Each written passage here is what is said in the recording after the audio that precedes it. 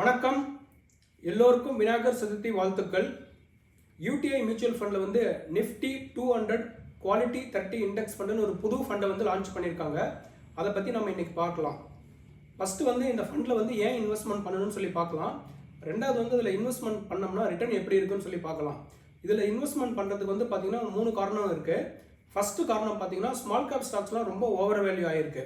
அதனால் இப்போ உள்ள மார்க்கெட்டில் வந்து ஸ்மால் கேப் ஸ்டாக்ஸை அவாய்ட் பண்ணிவிட்டு லார்ஜ் அண்ட் மிட் கேப் ஸ்டாக்ஸில் பண்ணுறதுக்கு வந்து இது ஒரு நல்ல ஃபண்டாக இருக்குன்னு சொல்லி நான் நினைக்கிறேன். ரெண்டாவது காரணம் பார்த்தீங்கன்னா எப்பப்பெல்லாம் வேல்யூ ஸ்டாக்ஸ் வந்து அவுட் பர்ஃபார்ம் பண்ணியிருக்கோ அதுக்கப்புறம் வந்து குவாலிட்டி ஸ்டாக்ஸ் வந்து பர்ஃபார்ம் பண்ண ஆரம்பிச்சிடும். உதாரணத்துக்கு பார்த்தீங்கன்னா லாஸ்ட்டு 19 வருஷத்தில் ஒரு வருஷம் வேல்யூ ஸ்டாக் அவுட் பர்ஃபார்ம் பண்ணிச்சுன்னா அதுக்கப்புறம் 2 வருஷம் 3 வருஷம் குவாலிட்டி ஸ்டாக் தான் பர்ஃபார்ம் பண்ணியிருக்கு. ஃபர்ஸ்ட் டைம் வந்து பார்த்தீங்கன்னா இந்தியன் மார்க்கெட்டில் கோவிடுக்கு அப்புறம் தொடர்ந்து 4 வருஷமாக வந்து வேல்யூ ஸ்டாக் வந்து பர்ஃபார்ம் பண்ணியிருக்கு. அதனால நிறைய ஃபண்ட் மேனேஜர்ஸ் என்ன நினைக்கிறாங்கன்னா இது ரொம்ப காலத்துக்கு நீடிக்காது, குவாலிட்டி ஸ்டாக்ஸ் வந்து பர்ஃபார்ம் பண்ணுறதுக்கு வந்து டைம் வந்துருச்சுன்னு சொல்லி நினைக்கிறாங்க. அந்த மாதிரி நடக்கிறப்போ இந்த ஃபண்டில் இன்வெஸ்ட்மெண்ட் பண்ணுறதுக்கு இது சரியான தருணமாக இருக்குன்னு சொல்லி நான் நினைக்கிறேன்.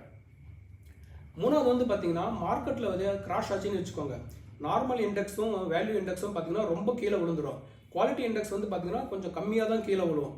ஸோ அந்த மாதிரி இருக்கிறப்போ உங்களுடைய போர்ட்ஃபோலியோக்கோ ஒரு இன்வெஸ்ட்மெண்ட்டுக்கோ ஒரு டவுன் சைடு ப்ரொடெக்ஷன் பாதுகாப்பு வேணும்னு நினைக்கிறவங்க இந்த ஃபண்டில் வந்து இன்வெஸ்ட்மெண்ட் பண்ணலாம். இந்த 3 காரணத்துக்காக இந்த ஃபண்டில் வந்து இன்வெஸ்ட்மெண்ட் பண்ணலாம். ஓகே, இன்வெஸ்ட்மெண்ட் பண்ணணும்னு முடிவு பண்ணதுக்கப்புறம் இதில் ரிட்டர்ன் எப்படி இருக்குன்னா ஃபியூச்சர் ரிட்டர்ன்ஸ் வந்து நம்மளால் கணிக்க முடியாது. பட் பாஸ்ட்டில் வந்து ரிட்டர்ன்ஸ் எப்படி இருக்குன்னு சொல்லி நம்ம பார்க்கலாம். லாஸ்ட்டு 19 வருஷம் எடுத்துட்டிங்கன்னா நிஃப்டி 200 இண்டெக்ஸ் ஃபண்டு வந்து பார்த்தீங்கன்னா வருஷத்துக்கு வந்து ஒரு 15% ரிட்டர்ன் அப்படிங்கிற மாதிரி கொடுத்துருக்கு. வேல்யூ ஸ்டைல் பார்த்தீங்கன்னா 18% கொடுத்துருக்கு. ஜென்ரல் இண்டெக்ஸை விட ஒரு 3% வந்து ஜாஸ்தியாக கொடுத்துருக்கு. ஆனால் குவாலிட்டி ஸ்டைல் பார்த்தீங்கன்னா ஜென்ரல் இண்டெக்ஸை விடவும் வேல்யூ இண்டெக்ஸை விடவும் இது வந்து ஜாஸ்தி ரிட்டர்ன் கொடுத்துருக்கு. அதாவது வருஷத்துக்கு 19% அப்படிங்கிற மாதிரி கொடுத்துருக்கு.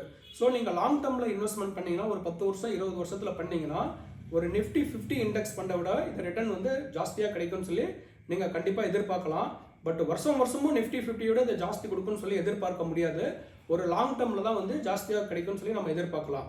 சந்தேகம் ஏதாச்சுன்னா கமெண்ட் செக்ஷனில் கொடுங்க. இந்த வீடியோ வந்து லைக் பண்ணுங்கள், ஷேர் பண்ணுங்கள், சப்ஸ்கிரைப் பண்ணுங்கள். தேங்க்ஸ் ஃபார் வாட்சிங் my video. See you in the next video.